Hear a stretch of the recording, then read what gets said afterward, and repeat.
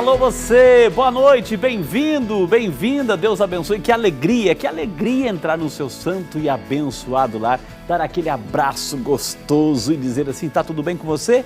E seja muito bem-vindo porque já começou com a graça de Deus o nosso programa Vida e Saúde, o programa que tem essa marca registrada, a união sempre entre a ciência médica e a espiritualidade. Aqui fé e medicina, minha gente, caminham sempre juntos. Por quê? Porque queremos cuidar de você, queremos cuidar da sua casa, queremos cuidar da sua vida, queremos cuidar da sua saúde, a sua e de sua família. Portanto, seja muito bem-vindo e vai desde agora participando. Por quê? Porque já se encontra aqui nos estúdios do Vida e Saúde o Dr. Walter Pinto Júnior, nosso médico geneticista, que aceitou o nosso convite para falar sobre doenças genéticas. Tudo que a gente precisa saber, vamos desmistificar por que algumas doenças se descobrem lá no útero materno, por que outras se desenvolvem depois do nascimento. Vamos entender. Se tem alguém nesse planeta que entende do assunto, está aqui hoje e aceitou o nosso convite para carinhosamente nos explicar, partilhar sua sabedoria, seus conhecimentos conosco, viu? E eu quero convidar você também a interagir conosco pelo 19-3871-9620, 19-3871-9620 para você ligar, participar. No final, você sabe que aqui nesse cantinho do lado de São Peregrino, eu vou fazer uma oração especial por você. Então, vai também fazendo o seu pedido de oração, porque eu quero dar uma bênção especial para você, viu, gente? Nossa, é muito bom estar com você, porque a nossa equipe, hoje o assunto é doenças genéticas. Nós vamos conhecer a história, no decorrer do programa, histórias de superação, histórias assim que vão nos emocionar.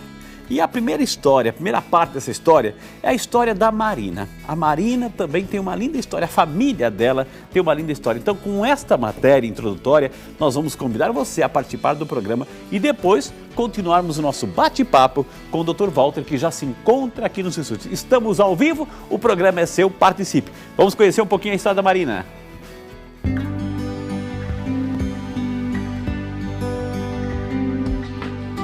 Olhinhos brilhantes e de sorriso fácil. Essa é a Marina, que como toda criança, chega para encantar a vida de seus pais.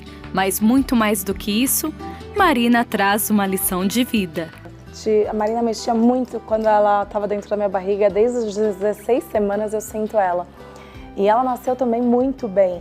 Ela nasceu com 3 quilos, 950, alta, grandinha, perfeita ela nasceu. E aí, na verdade, ela tinha um desenvolvimento normal, né? Ela nasceu em setembro de 2018. E aí, quando foi em dezembro, mais ou menos, apareceu para mim como sugestão de amizade no Instagram o Anthony, que é um menininho que tem AME. E aí eu fui tentar entender, porque eu vi que ele era um bebê que tinha 2 meses a mais só do que a Marina, e ele já era traqueostomizado. E aquilo me chamou muita atenção. Quando foi em abril, a Marina pegou uma pneumonia e uma bronquiolite. E aí ela ficou internada por 5 dias. Nessa internação dela, eu estranhava que os procedimentos que faziam com ela não tinha reação física forte. E aí eu comecei a achar aquilo esquisito. Eu falei assim, nossa, como que ela tá fazendo tudo isso com ela e ela não se debate, não tem uma reação de força maior? E aquilo ficou na minha cabeça. E aí eu já tinha sentido que ela não firmava as perninhas desde os 5 meses. Eu sentia que ela era um pouquinho mais molinha. Mas aí o pediatra falando que estava tudo certo, que não, isso depende de criança para criança, ela está dentro do desenvolvimento dela. E aí fui acreditando nisso e inclusive realmente ela estava super dentro. Mas alguma coisa realmente dizia que estava esquisito, né? Ela foi muito dura, realista como médica. Ela falou, olha, pode ser que a gente vai fazer esse exame demorar 15 dias para ficar pronto e não vão ser dias fáceis, porque pode ser que seja alguma coisa mais grave. Até aí a gente, poxa, como pai e como mãe, a gente sempre teve esperança que não fosse, tá tudo certo. Mas no final das contas, eu perguntei para ela no dia, quando ela falou para mim que ela poderia ter alguma coisa mais grave, eu perguntei para ela se poderia ser AME, por eu já conhecer a doença. Ela falou assim, olha, eu não descartaria, mas também não é a minha primeira opção. Não é aquilo que eu vejo como já diria que é isso, né?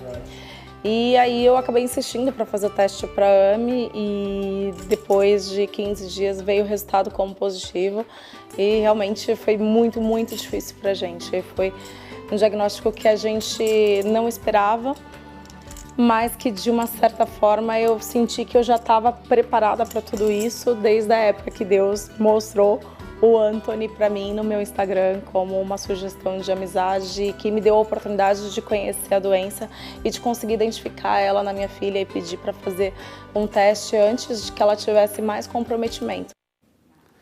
Muito bem, um pouquinho da história da Marina. Ao longo do programa vamos conhecer um pouquinho mais essa história emocionante e bonita, viu? Mas agora vamos acolher o nosso especialista de hoje, o Dr. Walter Pinto Júnior, nosso médico geneticista.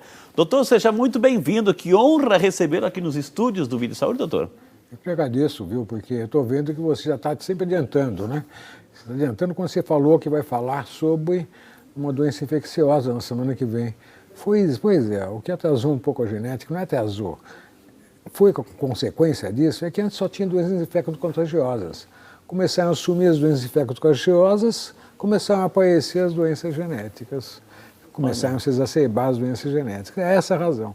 Por isso que achei muito interessante você relembrar as doenças infecciosas que vai trazer a semana que vem. Ele já adiantou, então, semana que vem, esclarecendo para você. A pergunta que eu vou fazer para você semana que vem, por que algumas doenças estão voltando no cenário nacional, no Brasil? Antes estavam erradicadas, por que estão voltando? Mas isso é um assunto para a semana que vem. Ele já escutou aí a gravaçãozinha e já está pegando esse gancho aí. Doutor, quando a gente fala de doenças genéticas, vamos entender o que é o gene, como é que funciona, para que serve no nosso corpo aí, doutor? Bom, acho que tudo para o nosso corpo serve o gene. E não pensar que tem um gene só. Nós temos cerca de 28 mil genes. 28 mil? 28 mil. É claro que eu não sei todos de cor, eu acho que muito dificilmente alguém vai saber todos de cor. Mas é muito importante saber que o número é muito grande e cada gene exerce sua função. Agora, se eu olhar para uma pessoa, ver o dente, boca, nariz, olho, cor dos olhos, etc., intestino funcionando, o estômago, você começa a ver que 28 mil, eu acho que talvez está no limite, né? Esses 28 mil que eles constituem, vão dando as características próprias de cada indivíduo, doutor? As características próprias de cada indivíduo e de cada gene também, dando o quadro de enzimas, quase 10 mil proteínas, mais que 10 mil proteínas ele produz.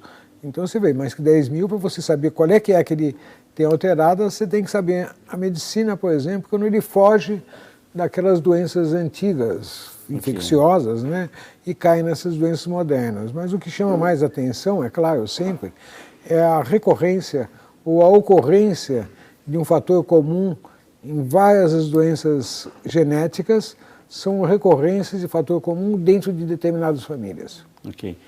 Gente, o assunto de hoje é doenças genéticas. Você tem alguma dúvida, alguma pergunta? Ouvi dizer que me contaram isso, me contaram aquilo. É a sua oportunidade, o seu momento de você ligar para a gente pelo 1938719620 e fazer a sua pergunta. Não queremos, no final do programa, que você tenha dúvida quando o assunto é genes, quando o assunto é genética, viu? Está aqui hoje um especialista nesse planeta, se tem alguém que entende, está aqui hoje, viu, gente? Então aceitou nosso convite aqui para carinhosamente esclarecer tudo. Então, ok, nós temos 28 mil genes, né, que dão a característica de cada um, a cor do olho, etc., a estatura, a altura, é o gene. Agora, isso a gente recebe de herança, doutora? Ou seja, é um pouco da mãe, um pouco do pai, e nós somos o resultado de tudo isso? Ou estamos recebendo desde que o homem é homem e a mulher é mulher, doutor? Não coloque, praticamente 50% é do pai, 50% é da mãe. Por isso que não se admite hoje que uma mãe fale, por exemplo, quando ela aborta espontâneo, né, muito frequente aborto espontâneo, quando ela fala, eu não consigo segurar. Isso não existe, ela não consegue segurar. Ou é ela ou o marido que pode ter 50% de componente para ter esses abortos espontâneos, né? Que a natureza faz para produzir uma prole melhor. Porque se todos os abortos fossem viver, né? Se todos os abortos naturais fossem viver, seria uma catástrofe muito grande, porque errar, todo mundo erra e a natureza ali, ela causa um errinho. E é muito importante que o Dr. Walter acabou de falar, assim, aquela questão da mãe, se não conseguir segurar, é para a mãe, é claro, quando aborto espontâneo, etc., para a mãe não levar culpa sozinha, ou seja, não é minha culpa, não é culpa de você, mamãe, não é culpa, assim, porque aconteceu, enfim, esse momento. Então, como disse a doutora, às vezes pode ser algo que já está acontecendo lá atrás, pelo pai, pela mãe, etc., então tira esse sentimento de culpa quando o assunto é aborto espontâneo. Então, foi isso que eu entendi, doutor. Exatamente isso. Exatamente que maravilha, isso. viu? Então, doutor, quando a gente tem essa camada, os 28 mil genes, etc., eles deveriam vir pronto para desenvolver, né? Com 50% do pai e 50% da mãe. Isso é a aula de biologia que a gente está tentando recordar lá atrás, enfim. É o famoso XY, é isso que a gente está falando? É isso mesmo, é o XX no caso da mulher, XY no caso do homem, mas é bom não esquecer também o seguinte, quando o homem dá metade, a mulher dá metade, tem uma série de genes que, se o homem mandar errado, a mulher pode mandar certo e corrige. Ou então a mulher manda errada, o homem manda o certo e corrige. Olha que então é por isso que é bom vir de dupla sempre. Então a dupla salvaguarda o nascimento de crianças, principalmente nas chamadas doenças recessivas. Doenças recessivas são aquelas em que nem o pai, nem a mãe apresenta nada da doença. E de repente aparece na criança uma doença que é metade do pai e metade da mãe. São doenças chamadas recessivas. Então a manifestação depende dos dois. Agora, doutor, então por que surge a doença genética? Se cada um é porque já veio o defeito de fábrica, como é que é? Ou na união ali que a coisa não acontece? Explica para nós assim a origem disso, doutor. Por que não dá certo? Eu estou usando a palavra não dá certo, enfim. Por que vem junto assim uma doença genética? Então, aí que está.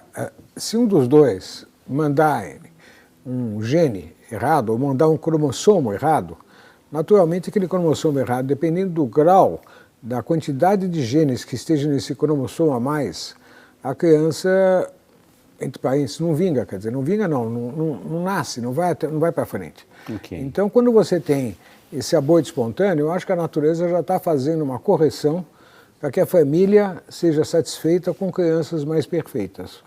Então, quando elimina por um aborto natural, essa é a origem. Entendi. Tinha uma coisa imperfeita. Então, mas quando é um cromossomo todinho a mais, é claro que ele é capaz de causar mais malformações, que são vários genes juntos nele e que aparecem num cromossomo a mais. Agora, você fala assim, e é uma questão bem simples, se é um cromossomo grande, é um monte de genes errados. Se é um cromossomo pequeno, são poucos cromossomos errados, são menos cromossomos errados. Então você tem, por exemplo, em algumas trissomias, que têm uma frequência baixa, aliás, o menor cromossomo que você tem na espécie humana não é o 22, é o 21. Se o menor cromossomo da espécie humana é o 21, é porque ele é o menor cromossomo? Realmente ele é o menor cromossomo da espécie humana. Então, quando dá 3 cromossomos 21, pode dar o quadro sindrômico. Mas também tem outros cromossomos em que nasce a criança também. A trissomia do cromossomo, por exemplo, o cromossomo 18 nasce, o cromossomo 13 nasce.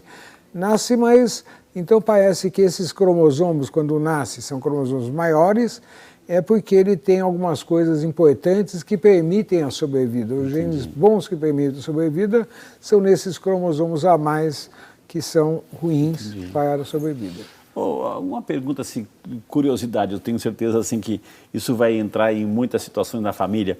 Por que de repente, doutor, assim, a pessoa tem pai, a mãe lá, tem 4 filhos, 3 filhos, assim, por que são mais, tem as situações assim, não, todos os meus filhos são parecidos comigo, vai dizer o pai, não, todos os meus filhos são parecidos com a mãe. Ou seja, nessa corrida, nessa formação, prevaleceu mais as características da mãe, as características do pai. Claro que a criança tem a sua característica dela, enfim, mas é mais parecido com ou menos com? É porque prevaleceu na fusão ali, doutor, mais características dele e menos dela, ou vice-versa? Tirando o sexo fora, claro, se é mulher, tem que fazer com a mãe, né? Claro. Então fala assim, se é homem com o pai. Então, mas tem realmente algumas características físicas que são bem correlatas. Então, por exemplo, o nariz, o tamanho do nariz, nariz judeu é aquele nariz que a pessoa fala que não é estreito, mas não é nariz estreito. É que nele, né? Então você repara mais no judeu que tem nariz estreito, mas não que o judeu tem nariz estreito. Então são coisas desse tipo que você começa a observar e tem realmente dentro de certas famílias, por exemplo, a pilosidade, a lanugem. Então, pilosidade, você tem pessoas que são carecas, o pai também é careca, o avô é careca, então daí ficou parecido, ficou careca, não nasce careca, tá certo? Então, quando é criança, recém-nascido, essa questão de falar é parecido com o pai, é parecido com a mãe, lógico, você fala isso por um mecanismo social, de agradar, que o casal merece aquele agrado, né? Se tiver com a mãe com a criança, você fala, é parecido com você. Mas se tiver o pai, você fala a mesma coisa, né? E daí vem a... Agora, o doutor Walter, se o fato eu vou um pouquinho para trás agora, né? Eu vou ter a liberdade de poder perguntar, porque o homem está aqui, gente. Então, aqui, de repente, assim, o senhor citou alguns abortos espontâneos, etc., né? Porque não vinga, não evolui. Agora, de repente, um casalzinho que está começando, está planejando a sua família, organizando-se para constituir a sua prole. Existe algum exame, né, prévio para dizer assim, poxa, eu vou fazer um exame para ver se os meus genes são bons, ela vai fazer um exame para ver se estão bem, para não ter uma futura complicação, doutor? Existe isso? Não só existe isso, como existe também determinadas vitaminas que o casal pode não estar ingerindo e que se você ingerir presta atenção, hein? Se você estiver ingerindo essas vitaminas, você vai prevenir uma série de outras doenças. Então hoje é costume no consultório, que todo mundo escutou falar de ácido fólico para cá, para lá, tal, mas é uma das vitaminas assim extremamente importantes que previnem que a criança tenha uma série de erros inatos no metabolismo e também tenha alterações cromossômicas, porque ele participa da metilação do DNA. O que é metilação? É radical CH3. Todo mundo que a maior parte dos estudantes que estudaram no colegial sabe o que é CH3, radical metil. Radical metil é essencial para o corpo. E dos produtores grandes do radical metil é todo o corpo. O cara está produzindo toda hora o radical metil. Então é essencial que tenha o radical metil. E no radical metil participa muito o ácido fólico. Entendi. Então é uma das vitaminas que pode prevenir, é claro. Então, nesse caso, doutor, seria recomendável fazer um exame para ver se tem um complexo vitamínico em dia, né? Sim. Seria interessante? Sim. Ou outra situação, de repente eu vou lá na farmácia, eu estou ouvindo o programa Vida e Saúde agora, o doutor Walter está aqui, ele falou que eu tenho que tomar vitamina. Então eu vou lá na farmácia, primeiro que estiver aberto, eu vou lá comprar aqueles complexos de vitamina e começo a tomar doidado. Não é isso que a gente está falando. Não falei tomar 1 quilo, não falei tomar 1 quilo. Mas tem uma dosagem, já saiu na revista Lancet, uma revista internacional, saiu um artigo demonstrando, né, que tem uma quantidade ótima para tomar e que previne a maior parte dessas malformações, que é uma dosagem de 5 miligramas. 4, 3, 2, 1, 0, alguma coisa não é tão eficiente quanto 5. Isso saiu na revista Lancet, uma revista americana, internacional, e já se sabe isso. Com autoridade. É só levar isso à frente agora, né? Então, é um deles, uma das vitaminas importantes. Então, fazer então um exame para ver se os níveis de vitamina no corpo estão equilibrados. Você falou uma palavra simples, mas só que tem uma coisa um pouquinho mais complicada. Claro, doutor. Para poder funcionar essa vitamina e para poder produzir o radical metil, há necessidade de a pessoa ter todos os seus enzimas mais ou menos em dia. Mas tem alguns enzimas que tem na população e que não funcionam direito. Um deles é cheio de números aqui, então vou falar uns números, né? Claro. 677 e uma outra mutação é 1298, da redutase da metileno tetraidrofolato. Então, essas mutações, elas não permitem que você absorva direito, não absorva o ácido fólico, não permite que você tenha a produção ou a transformação do ácido fólico no que tem que ser produzido. Entendi. Então, mas tem pessoas que também na alimentação ingerem bastante ácido fólico. Ácido fólico é uma coisa que você acha na alimentação. Então, principalmente, a Rafaela, a sua filha, é nutricionista, né? Acho que eu vou trazer aqui para depois. Onde que a gente encontra, né, esse ácido fólico na alimentação? Na alimentação. Eu acho mais fácil falar onde você não encontra. Onde não encontra. Onde você não encontra é no pão, macarrão, batata frita, batata cozida, bolo, frituras doces, e carboidrato. Carboidratos, batata frita, batata cozida, carboidratos. Carboidratos, lógico, ainda mais trabalhados, cozidos, então pede tudo. Agora, se você comer, por exemplo, batata crua, pode comer batata crua. E tem batatas cruas no mercado, você pergunta, que são tragáveis, são bem doces até, né? Então é só procurar comer menos esses carboidratos assim, e entrar mais carne, queijo, peixe, ovos, né? Frutas à vontade, todas as frutas, verduras cruas, todas, e verduras que dão bastante resto, tipo couve, por exemplo, bastante resto, aí você tem bastante ácido fólico. Maravilha. Ele acertou, Rafaela? Ele está com a filha aqui que é nutricionista aí. Gente, olha quantas informações valiosíssimas. Entendemos um pouquinho a dinâmica da genética, etc. Como funciona o pai, a mãe, etc. Que não é somente quando vai a união do óvulo com o espermatozoide, não é só isso. Tem fatores anteriores que a gente acabou de acompanhar aqui agora. Eu vou chamar o intervalo, na sequência eu já quero fazer a sua pergunta, vá ligando para cá, e também perguntar para o Dr. Walter quais são quais as principais doenças genéticas, o mais comum, né, que a gente sabe aí, as doenças genéticas. Tudo isso e muito mais no próximo bloco, aqui no Vídeo de Saúde, que é seu e volta já só para você.